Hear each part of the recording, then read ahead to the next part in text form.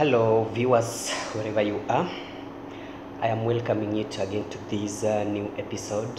I am your tutor or developer, Mark Andedo, that's my name.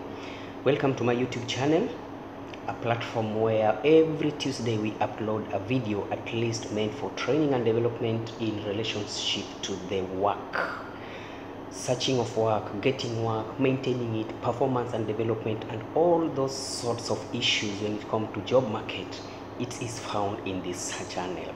If you're watching me for the first time, please just take your time, subscribe to the channel and give a thumbs up if it is beneficial. Please make sure you share, comment, and just be my partner all the time.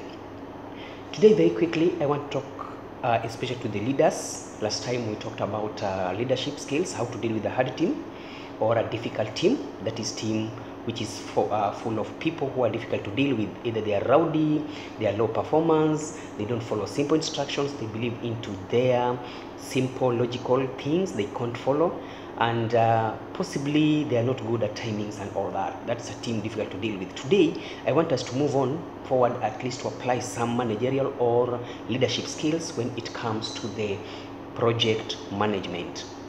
A project is any initiative that you have put in place and you have invested in. You have applied some inputs expecting the outcomes that are beneficial in relation to the set targets or set objectives or set goals. Now, how will you know that either you are doing the right thing to the right target, expecting the right result?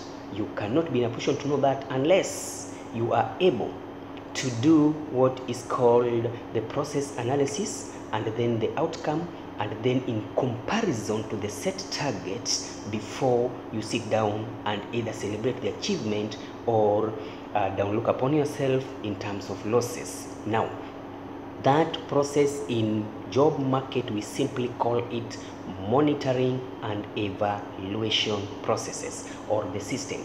Every organization, every leader, every team or group work, there must be a set target. For this set target to be met, there must be a proper system which is put in place to make sure that monitoring of the system, monitoring of the progress is in place in relationship to what is already there. Then you can decide either to go ahead with your processes or call it off. That is what we are dealing in today. Again, just a simple reminder, please subscribe to my channel. Here we go. Welcome, I am Mark. What is monitoring and evaluation? Simply, we can say this is a continuous process or continuous management style by which you check the checks and balances which you are putting in place in a set project to know whether you are heading to the right lane or you are heading to the wrong direction. And simply means you will be able to pinpoint some of the weaknesses, some of the bottlenecks, some of the motivational factors that are in place to make you either continue with the project or call it a quit. You will only call it a quit if there's whatever you are getting out of the project system is not being followed. There are no signs and symptoms towards the goal that are set. You will call it quit. But if the systems are better and you see achievement and the progress is being made, you will be able to say, no, we are heading on the right lane. If you are a position, if your organization or yourself, you are supposed to do what is called that simple auditing, then you will be able to call yourself you are a good evaluator and a good auditor. And auditing we don't only do for the project, even your own personal development. According to the goal you set, 5 years projections, 2 years projections, where were you seeing yourself by then? If now you are in the 4th year and your target was 5 years, you will evaluate yourself that what have I achieved? Where am I right now in relation to my target, which was 5 years. You will monitor your first year, monitor your second year, monitor your third year, evaluate to the last process before you hit the target. If there is no achievement, you can either call it quit, set a new target, or if you are heading the right direction, just proceed and meet it. Each and every organization should do what is called monitoring and evaluation. You are a leader, monitor and evaluate your team. You are a manager, monitor and evaluate your staffs. Now, we have different types of monitoring, and I have almost 8 of them, 7 of them, list of them. So you can pick 3, you can pick 4 types of monitoring and evaluating system that you can use. Number 1, we have what is called the process monitoring. This is often referred to as activity monitoring. You can set yourself to monitor the activities that are put in place during the project or activities in your life if they will really help you achieve the target you have. Number 2 types of monitoring, we have what is called compliance monitoring. Compliance is like an agreement. Like if you do something against the system or what is not in the rules and regulation, we will give you what is called non-compliance. So we will monitor you. If you do what is against the target, we can either punish you, we can terminate you, we can retrench you.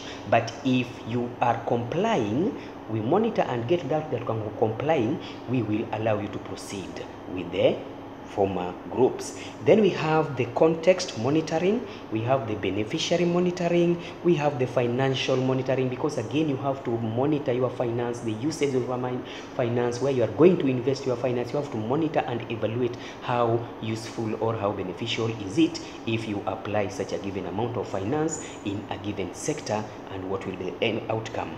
Organizational monitoring, you can monitor the whole organization system, whether it is working towards achieving your goal or not. Then we can have what is called result monitoring, and those are some of the type of monitoring that you can have, all of them.